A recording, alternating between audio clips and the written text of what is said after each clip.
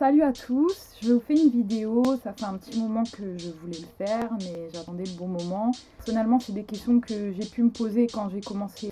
Donc voilà, je vais faire cette vidéo sous forme d'excuses. Excuse numéro 1.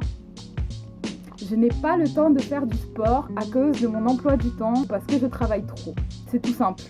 Je pense que la première étape qu'il va falloir réaliser, c'est vous fixer un objectif. Un objectif, ça veut dire quoi? Ça veut dire que vous vous dites, dans tant de temps, je veux arriver à ce résultat. Ça va pas être forcément des chiffres. Personnellement, je trouve que les chiffres, c'est un petit peu stressant et je vois pas l'intérêt, par exemple, de se peser tous les matins parce que votre poids, il peut varier d'un jour à l'autre. Moi, le conseil que je pourrais donner, je suis pas la seule à le dire d'ailleurs, c'est de vous prendre en photo dans une tenue légère ou qui laisse apparaître vos formes, disons. Ça va vous permettre de faire un avant-après dans quelques mois. Vous pourrez voir où est-ce que vous avez progressé, ce qu'il faudrait que vous travailliez plus. Ça pourrait vous donner la motivation de continuer justement. Dites-vous que dans le domaine de la remise en forme, tout est possible. Vraiment, on peut partir de rien du tout et se retrouver au top. Il faut avoir de la vision, il faut se dire que rien n'est figé dans la vie. Il y a des gens qui étaient obèses, qui se sont retrouvés avec des physiques d'athlètes. Et voilà, ils y sont arrivés. Il faut vous dire que vous n'êtes pas plus bête que quelqu'un d'autre. Vous n'avez pas moins de capacité. Donc on est tous capables d'y arriver. C'est juste une question de vision. À ma connaissance, personne n'est né en sachant pousser 100 kg au squat ou 50 kg développé couché. Tout est une question d'habitude et de progression. Chacun va progresser à son rythme. Il faut prendre en compte aussi ça. Donc voilà, cette excuse-là, elle est vraiment fausse. C'est complètement possible, même en ayant un emploi du temps de ministre. C'est-à-dire que même Nicolas Sarkozy, je suis sûre qu'il a le temps d'aller à la salle ou d'aller faire un footing. Donc ça, c'est une excuse qui est fausse. Et dès que vous vous surprenez à dire ça ou à entendre ça, c'est que là, vous êtes en train de chercher une excuse et c'est pas bon. Excuse numéro 2, et là, je pense que c'est ma préférée. Je ne veux pas faire de muscu parce que je ne veux pas être trop musclé.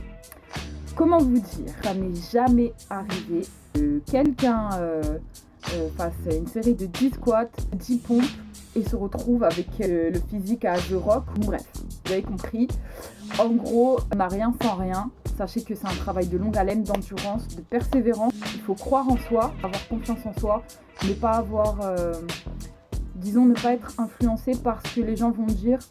Je sais qu'il y a des gens qui sont dans des familles, qui ont un entourage parfois négatif, qui peuvent être découragés par ça.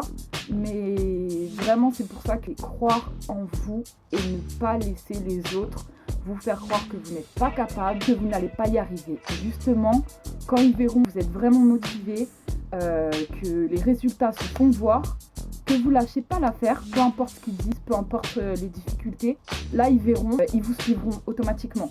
Il y a une phrase qui dit, ils vous demandent pourquoi vous le faites jusqu'au jour où ils vous demanderont comment vous l'avez fait. Je peux pas en dire plus. C'est toujours possible d'y arriver, même en ayant un emploi du temps de ministre. Il faut pas se trouver d'excuses. Surtout, il ne faut pas croire que parce que vous êtes une femme, qu'en gros la musculation n'est pas faite pour vous, parce que c'est totalement faux. Tout effort n'est pas à minimiser. Tant que vous faites un pas vers votre objectif, c'est le principal. C'est pas en faisant 1 heure de tapis, une demi-heure d'elliptique que voilà, votre corps il va changer du tout au tout. Après, c'est mon avis, je pense qu'il y en a d'autres qui le partagent. La musculation n'est pas réservée aux hommes, au contraire, et c'est un très bon moyen de perdre du poids. Vous n'allez pas vous transformer en bête sauvage.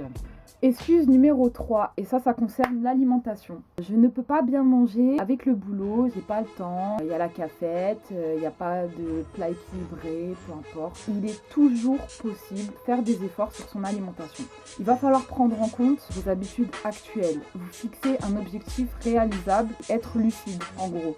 Si vous avez l'habitude, comme moi par exemple, auparavant, bon là je parle de mon expérience, quand j'étais plus jeune, je buvais 6 litres de coca en même pas 48 heures. Mes repas c'était des gâteaux, je buvais jamais d'eau.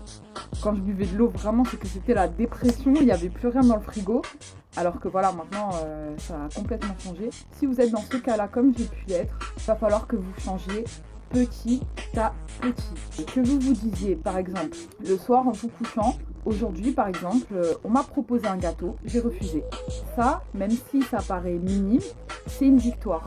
Et en faisant à chaque fois de plus en plus de bons choix, que vous allez changer vos habitudes petit à petit et que justement ça va devenir des habitudes qui vont remplacer les autres. Il ne faut pas se décourager en se disant bon voilà, si vous avez l'habitude de manger que des fast-food, du machin, normalement j'ai pas le droit de faire des pubs, mais bon, bref, du jour au lendemain, vous n'allez pas vous retrouver à manger, à part si vous êtes vraiment fort mentalement, et c'est possible.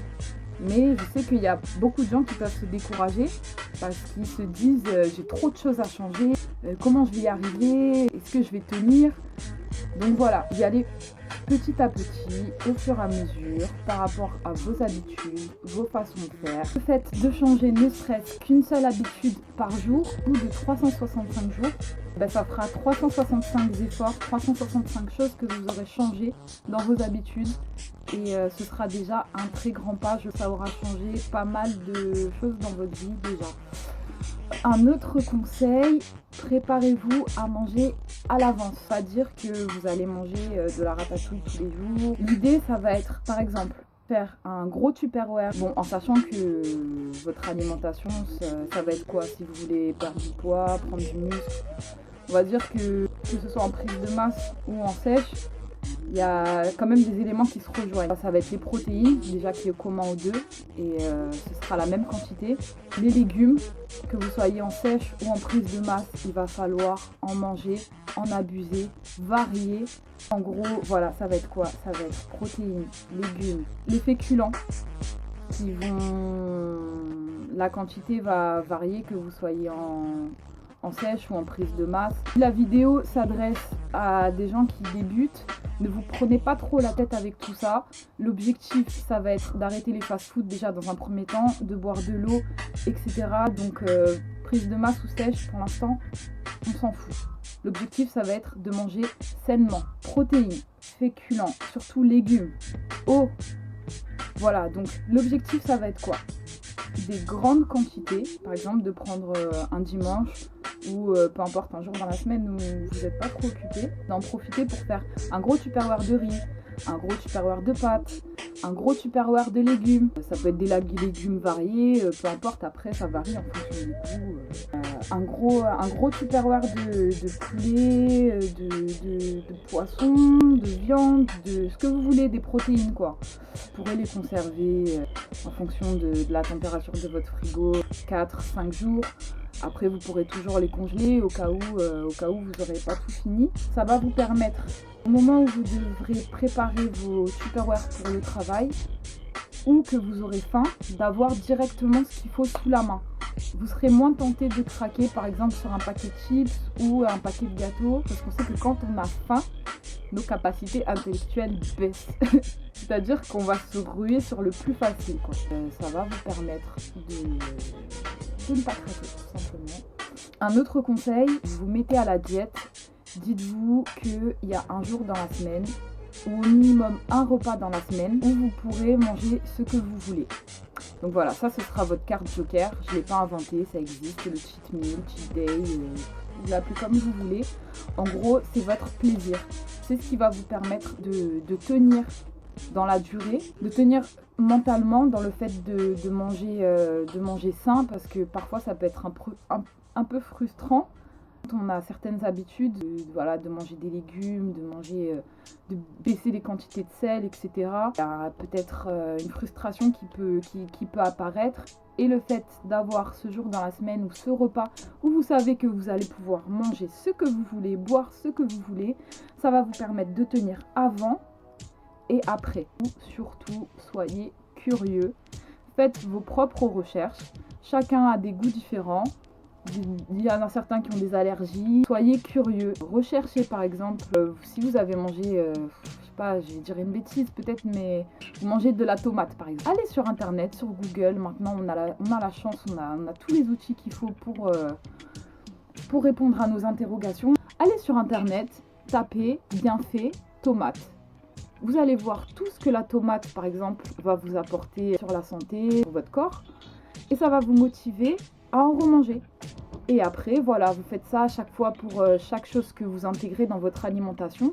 Et du coup, quand vous allez vous manger, vous allez vous dire, par exemple, ah ben super, là, ce que je fais, c'est en train de m'apporter en plus dans ma santé, ça protège mon cœur, mon endurance, ma force, peu importe.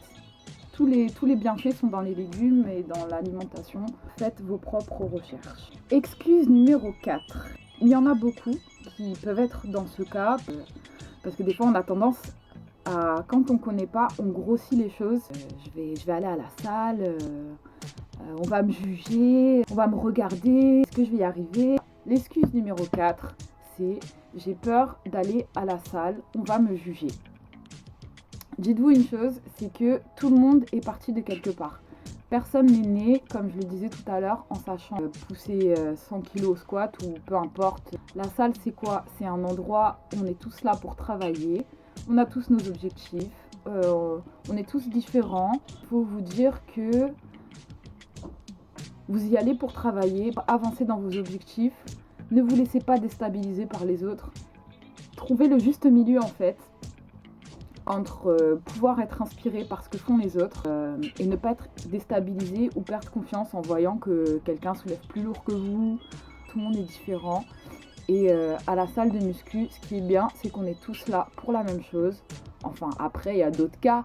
C'est vrai qu'il y a des salles de sport où les gens y vont, on se demande si c'est pour faire du sport ou si c'est pour faire le beau, la belle. Je fais pas de généralité, hein, mais c'est vrai que parfois on voit des gars avec des marcelles tout fins là, on voit les tétons, les pecs gonflés et tout, ou les meufs qui ont des leggings avec des grosses fesses, des grosses cuisses. Bon voilà, mais même après dans le comportement, vous voyez qu'ils sont plus là pour se faire remarquer que pour travailler. Si vous tombez sur ce genre de personnes, les calculez pas, les regardez pas parce que c'est ça qu'ils veulent en fait. De toute façon, vous n'êtes pas là pour ça. Les filles qui pensent que leur place et à la partie cardio, à tout ce qui est vélo ou elliptique. Ne vous mettez pas de barrière.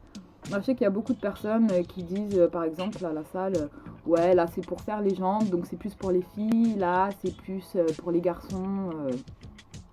Niet. Ce qui est bien, à la salle de sport, tout le monde est au même niveau. Il n'y a pas d'exercices qui sont faits pour les hommes ou faits pour les femmes. En gros, la salle, elle appartient à tout le monde. Adresse aux filles. En gros, quand vous allez arriver à la salle, ça peut arriver pour des filles, surtout si vous tombez sur des gars un peu machos, comme il y en a beaucoup. Si vous arrivez dans leur coin, c'est-à-dire l'endroit où il y a les bandes développées couchées ou les charges libres, les haltères, etc. T'as des gars qui dévisagent comme ça, genre mais c'est une petite meuf, elle, qu'est-ce qu'elle va faire ici? Enfin, c'est un peu le regard qu'ils peuvent porter parfois sur nous. Faut pas vous laisser déstabiliser par ça. Sans en faire trop, restez vous-même. Dites-vous, je sais pourquoi je suis là, j'ai rien à prouver, mais quand ils verront que vous travaillez sérieusement, sans voilà, vouloir faire la belle ou se faire remarquer, restez vous-même, ne vous effacez pas, mais n'en faites pas trop. Ils verront que vous êtes vraiment motivé, vraiment déterminé, que vous travaillez comme eux, et même parfois plus dur qu'eux. Et c'est le cas de beaucoup de filles. Je suis désolée les garçons, mais il y a certaines filles qui arrivent à soulever plus lourd que d'autres garçons. Voilà, on est tous différents. Il n'y a pas de préjugés ou de prédispositions. Il y a de la génétique, mais après, bon voilà. On va pas s'éterniser là-dessus. Vous êtes là pour bosser et c'est ce qui compte. Excuse numéro 5. Je ne vais pas au sport parce que je n'ai personne pour venir avec moi ou je n'ai personne qui est motivé. Comment dire? Peut-être que dans un premier temps, vous allez avoir besoin d'amis ou de copines, de copains qui viendront avec vous à la salle. Ça va vous motiver d'être en groupe, d'avoir un élan à plusieurs pour y aller. Ça, c'est l'aspect positif de la chose. L'aspect négatif, c'est quoi? C'est que le jour, par exemple, vous allez appeler votre copine ou votre copain en disant « Aujourd'hui, tu viens, on va à la salle et tout. » Vous allez être super motivé. La personne, peut-être, ne sera pas en même temps que vous. À partir du moment où vous sentirez une baisse de motivation chez cette personne-là, peut-être que ça peut vous décourager. Et ça, c'est l'aspect négatif dans le sens où vous allez attendre sur la personne pour être motivé et pour faire les choses. Or, il va falloir que vous trouviez votre propre force. Et pour trouver votre propre force, il faut avoir votre propre objectif et votre propre vision. On ne veut pas tous la même chose. Donc voilà, il faut que vous trouviez votre propre motivation. L'aspect positif qu'il peut y avoir dans le fait de ne pas attendre sur les autres pour aller à la salle, L'aspect positif, c'est que vous n'allez pas être déconcentré pendant votre séance. Par exemple, vous allez être à la salle avec un ami ou une copine et vous allez commencer à délirer sur telle ou telle chose, etc. Du coup, vous allez allonger votre temps de repos. Vous n'allez pas optimiser peut-être le peu de temps que vous avez pour faire du sport. Vous n'allez pas l'optimiser comme il faut. L'objectif, ça va être de travailler comme il faut. On ne va pas à la salle pour regarder ce que les autres y font, ou pour discuter, pour rigoler. Voilà, ça c'est en dehors de la salle ou dans les vestiaires. Mais vraiment, il faut que vous forgiez un mental en vous disant je suis pas là pour rien. Si vous avez vos écouteurs, votre musique, vous serez dans votre trip et vous laisserez personne vous déstabiliser, vous déconcentrer dans votre objectif. Et c'est ça l'objectif. Excuse numéro 6. Il ou elle est musclé ou est arrivé à ses objectifs parce qu'il prend des produits. Certes, on va avoir plusieurs catégories de produits. Bon, après, je vous laisse faire vos propres recherches. Moi-même, je n'ai pas la prétention de dire que je connais tout. Là, je parle par rapport à mon expérience, à ce que j'ai vu, entendu, à ce que j'ai trouvé en faisant mes propres recherches. Donc voilà, on va avoir plusieurs catégories de produits. Il va y avoir les compléments alimentaires qui vont vous aider dans le cadre où vous avez une alimentation saine, des habitudes saines, une activité régulière. Ça va vous aider à quoi? À avoir plus d'énergie, à avoir votre quota de protéines par exemple par jour, ce qui va vous permettre de développer votre masse musculaire. Peut-être que vous n'auriez pas avec juste l'alimentation. Bon voilà, on va avoir tous ces produits-là, les compléments alimentaires, et on va avoir les produits dopants, ce qui est complètement différent. Il y arrive ou elle y arrive parce qu'elle prend de la whey ou de la créatine ou n'importe. Bon bref, après je vais pas m'étaler sur tous les produits parce qu'il y en a en pagaille. Dites-vous juste que si vous êtes dans le stade où vous commencez, vous n'aurez pas besoin de tout ça. Après, l'envie peut venir petit à petit si vous voyez que vous stagnez. Mais dans tous les cas, faites vos propres recherches. N'écoutez pas forcément tout ce qu'on va vous dire. Ne soyez pas naïf. Ne pensez pas que c'est avec un shaker de whey que vous allez vous transformer en Hulk ou en Tortue Ninja. Non, je ne suis pas à poil. Excuse numéro 7 et qui rejoint un petit peu du coup la 6. Je fais telle ou telle chose parce qu'on m'a dit qu'il fallait faire telle ou telle chose. Je sais que ça peut paraître contradictoire parce que je suis en train de faire une vidéo où je donne plus ou moins des conseils, des directives, mais après je suis pas dans la précision, je suis plus dans je donne des idées. Mais voilà, après, comme j'ai dit, chaque personne est différente. Ce qui fonctionne sur une personne, ça peut ne pas fonctionner sur vous. Donc voilà, encore une fois, faire ses propres recherches. Personne n'aura les mêmes effets en faisant les mêmes choses. C'est très rare. Excuse numéro 8. Je veux ressembler à telle ou telle personne. Par exemple, une célébrité ou quelqu'un d'influent. Voilà, je veux ressembler à cette personne. Non. Après, voilà. Quelqu'un pourra vous inspirer, pourra vous motiver à changer, à vous donner envie de changer. Il faut que vous vous disiez, je dois devenir ma version améliorée de moi-même. Ne pas vouloir à tout prix ressembler à quelqu'un d'autre parce que vous risquez d'être déçu en fait, parce que la personne que vous êtes, vous allez l'être jusqu'à la fin de votre vie. Donc l'idée, ça va être d'être la version améliorée de soi-même, non vouloir ressembler à une autre personne. Sinon, on peut se décourager facilement. C'est pas l'objectif. Excuse numéro 9. Je suis un mec, donc je travaille que mes pecs et mes biceps, mes triceps, etc. Je suis une meuf, donc je dois travailler que mes jambes et mes fessiers. Comment dire? Pour développer un physique harmonieux, il va falloir que vous travaillez toutes les parties de votre corps, sans exception. Pour avoir une harmonie, pour avoir un sens à votre physique, si je peux dire ça, il n'y ait pas de déséquilibre. Et en plus de ça, le fait, par exemple, de bosser, de travailler que le haut ou que le bas, et c'est quelque chose qui peut vous mener à la blessure. Parce qu'un garçon qui a des bras super développés et des jambes de coq, une fille qui a un fessier à Muller-Melantia et les bras de Fifi Brin d'Acier, c'est pas très joli non plus. Donc voilà, après chaque personne est différente, mais c'est pas l'objectif. Excuse numéro 10 pour clôturer. Je vais attendre d'avoir ma paye par exemple pour commencer à faire du sport, ou je vais attendre d'avoir tel accessoire, je vais attendre d'avoir ci, d'avoir ça, je vais attendre tel jour, telle date.